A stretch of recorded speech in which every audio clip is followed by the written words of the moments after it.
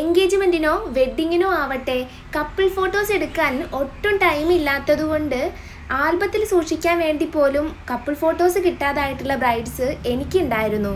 പലപ്പോഴും വെഡ്ഡിങ് കഴിഞ്ഞ ശേഷം അല്ലെങ്കിൽ എൻഗേജ്മെൻറ്റ് ഫംഗ്ഷൻ കഴിഞ്ഞ ശേഷമാണ് കപ്പിൾ ഫോട്ടോസ് എടുക്കുന്നത് കൂടുതലും കണ്ടിട്ടുള്ളത്. വെഡ്ഡിങ് കഴിഞ്ഞ ശേഷം കപ്പിൾ ഫോട്ടോസ് എടുക്കുക എന്നുള്ളൊരു ഓപ്ഷൻ ഒഴിവാക്കിയിട്ട് ഏർലി മോർണിംഗിൽ ബ്രൈഡിന് സിംഗിൾ ഫോട്ടോസ് എടുക്കുന്ന കൂടെ തന്നെ ഗ്രൂമും കൂടി ആ ഒരു ലൊക്കേഷനിലേക്ക് എത്തിയിട്ട് കപ്പിൾ ഫോട്ടോസ് ഒക്കെ കവർ ചെയ്യുക എന്നുള്ളൊരു ഓപ്ഷൻ കൂടി നിങ്ങൾക്ക് ഉണ്ട് കേട്ടോ.